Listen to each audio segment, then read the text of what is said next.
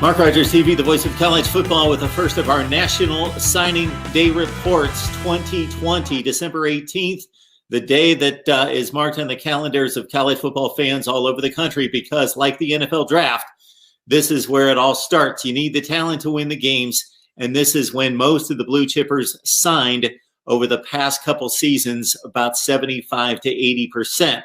We start on the West Coast at USC. We got Matt Lowry on the line from Conquest Chronicles to help us break down the Trojans class. Matt, how you doing today? Doing pretty good, thanks. How about yourself? I am doing just fine. We had you on just a few days ago to outline USC's class, so we invite folks to jump on over there to the video that we posted just a few days ago where Matt outlined most of the class for 2020 that does not come anywhere close to meeting USC expectations. Of course, the Clay Helton situation and the uncertainty, Matt, of his coaching status at the university had to bring down this class to a certain extent, that even though he's been much maligned, his recruiting classes have been solid up until this one that stands right now 11th in the Pac-12, number 76 in the nation. So I think you would agree that the Clay Helton coaching status being uncertain has hurt him this fall.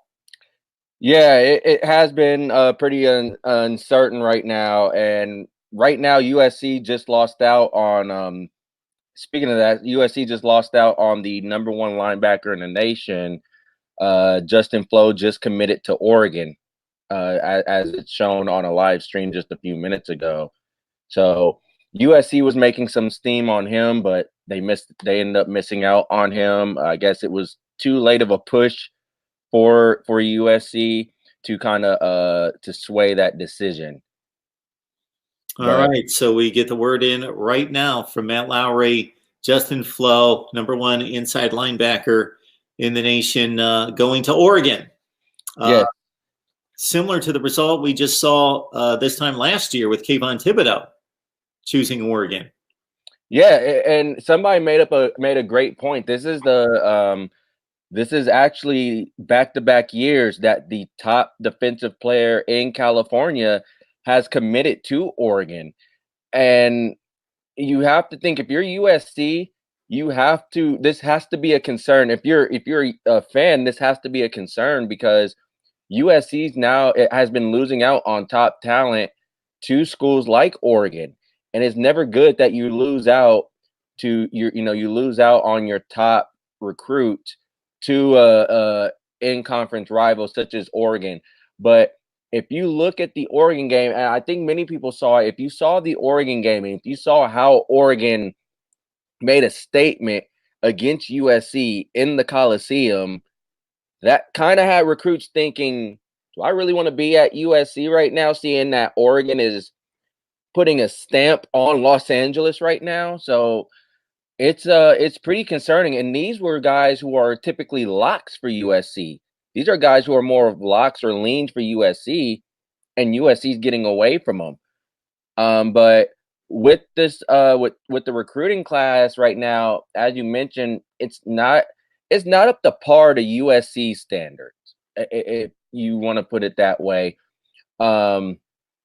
It's more of everybody expects USC to be in the top 2, top 3 in the conference, maybe top 15 in the nation. And right now they're 11th. I mean, they have a lot of offensive tackles that they have signed in this year's class. They signed, I think, about maybe 5 or 6 in Andreas Duwerk, Caden Stephan, and quite a few more. That includes Cortland Ford. But at the same time, it's not up to it's USC fans want results. They want the top-notch players to get to that elite status. Matt, this is the 76th ranked class in the nation. I can't imagine that it's going to finish 76th or anything close to 76. I just can't imagine. When you say it's not meeting USC standards, it's not meeting Boston College standards at this point. Number 76 in the nation. So it was numbered to make that comparison. Number 20, according to 247 Sports last year, number 4 and number 4, the 2 previous seasons to that, in 2018 and 2017, a top 4 class 2 consecutive years under Clay Helton. to a number 20 class. And again, currently number 76, of course, the day's not complete. And then, of course, the rest of the signees coming in before February. So that being said, Matt, who do you have your eye on right now in regards to who's in the mix for USC?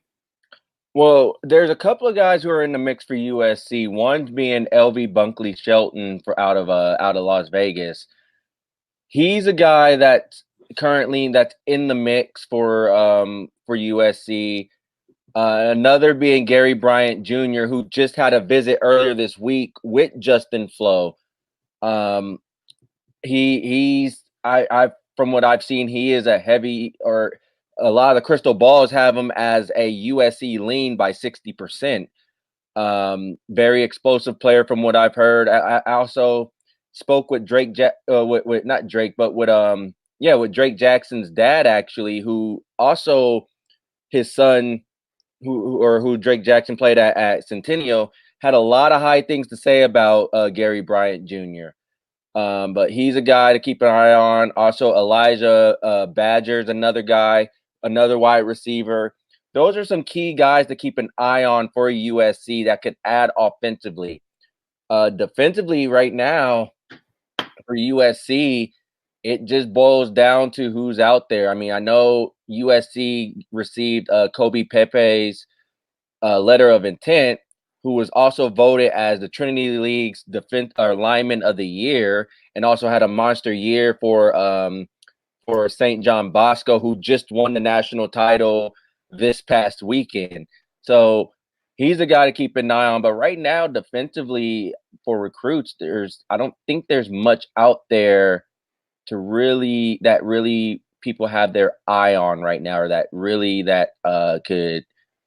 could step up. Now, it could be different. I mean, stars don't really mean anything. Players, once they step in, they can make an impact. We've seen it before. So there's some guys to keep an eye on, but whether they choose USC at this point or not is completely unknown, given the status of USC at the moment. So as it stands right now, there are 11 signed, according to 247 Sports. Jonah Monheim out of Moorpark, California, would be the highest rated. The guard, 13th ranked at his position. Josh Jackson also is signed, the wide receiver out of California as well. So some of the guys that are either hard commits that you're almost 100% sure are going to sign today, or the guys that have already officially signed and are officially sealed. Out of all those guys, who are the guys that jump out for you? To me, it's Josh Jackson Jr. And the reason why I say that is because with him, he adds to an already dynamic USC wide receiving core. We know that is the strength of USC's team is their wide receivers. How the way he's looked this season, I think he can contribute right away. Now, again, it depends, because you're going to have John Jackson III, as well as Brew McCoy and Kyle Ford now in the mix for next year's team. But Manure McLean is currently nursing a torn ACL, so he won't be back until sometime in the middle of next season. In comes not Gary Bryant Jr., but in comes Josh Jackson Jr., who's an early enrollee, and now can contribute right away. But that also depends on who else signs with USC. But I think Josh Jackson Jr. is a guy who stands out to me on this in this class, as well as Kobe Pepe. I think he could contribute right away in the interior line, given that USC's interior line is going to be bringing back just about everybody. So I think he could step in and contribute right away as well. He's versatile. He can play on the interior line, or you can move him to the edge. But I think he's going to start interior and get a lot of rotation time at that position. Pepe, 47th rated at his position, defensive tackle out of California, Bellflower, California, 49th rated prospect in the state. I think we need to use a balanced approach in looking at the rankings, both in the state and in terms of position, because do they mean a lot? Yes, they mean a lot. the teams that win and compete for national championships on a yearly basis. Alabama, Ohio State, Clemson, yeah, they're at the top of the recruiting rank. They meet a whole bunch, but people believe me and just look at it. There are tons and tons and tons of players out there in the Power Five that are star players, impact players that were, people start to that aren't really involved in the process, as you know, Matt, may turn their nose up to anything less than a 4-star. There are droves. Even the Alabamas of the world, their roster is full of 3 stars. Tons of 3 stars excel. 2 stars excel at this level. So it goes to player evaluation, player development. All that comes into play. Yes, do you want the 5 stars and the 4 stars? Of course you do. But when you mention something like Pepe and he's 48th rated at his position, I can hear the backlash of, well, that's not USC standard. He's a top 50 player at his position. He could turn out to be an exceptional player. It's all based on his will and development and the right scheme and the right fit for him. So that certainly plays into it. Matt, what do you think the backlash is going to be from USC, a USC fan base that, and we've had the conversation a number of times, mostly wasn't in favor of retaining Helton. And when they see that he's brought in really good recruiting classes and hasn't necessarily turned them into a winner, now he's got one rated 76th in the country. And again, I don't expect it to stay there, but it's not going to be a good class by standards. I would think that the fan base is not going to be happy. No, they're not happy. Like we've talked about it before, fans weren't really happy with retaining Helton. That was like the biggest outcry I think I have ever seen for a USC coach is when they retained Helton. And how the way they're recruiting right now doesn't really make them any much more happier at this point. I mean, and for understandable reasons, USC is getting out recruited by Oregon. They're seeing their top players, which, as Urban Meyer mentioned, a 2-hour drive away.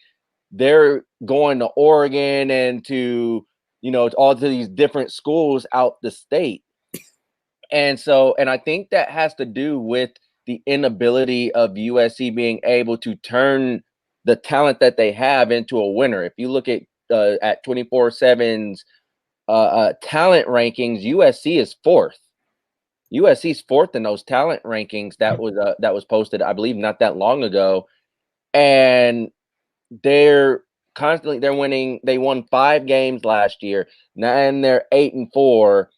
I mean, regardless how you want to look at those games and everything, something's not quite adding up. And then if you want to go back to 2 years ago when they won the Pac-12 championship, they were getting blown out by Notre Dame and Ohio State. Okay, move back one more year. They start 1-3 and get shellacked by Alabama before rallying off 9 wins in a row and beating Penn State in the Rose Bowl. So it's more of USC fans are just wondering why, if we're talking about competing at a national scale and being an elite program again, why are we retaining a guy who's not going to get us there? And I think it's something that we won't have the answer to. I don't have the answer to it. I'm searching for the answer still, but it's something that we won't know and until USC fans get a proper explanation. And basically with Bone and Bolt, we're not going to get that explanation anytime soon. Matt Lowry, Conquest Chronicles, please join him and the rest of the staff covering USC football on National Signing Day. Matt, I know that you've got a ton to keep track of, try to get down the information and all the recruits and a lot of articles to write, so I appreciate you stopping by. No problem, and it's it's going to be interesting just to see how USC's recruiting shapes up moving forward. Like you said, I don't envision them being 70th or in the 70s any much longer. I think they'll rise at about 9th or 8th in the Pac-12. But right now it's about developing these guys. And I think USC fans have to look at it like this. USC has a lot of guys coming back next year too.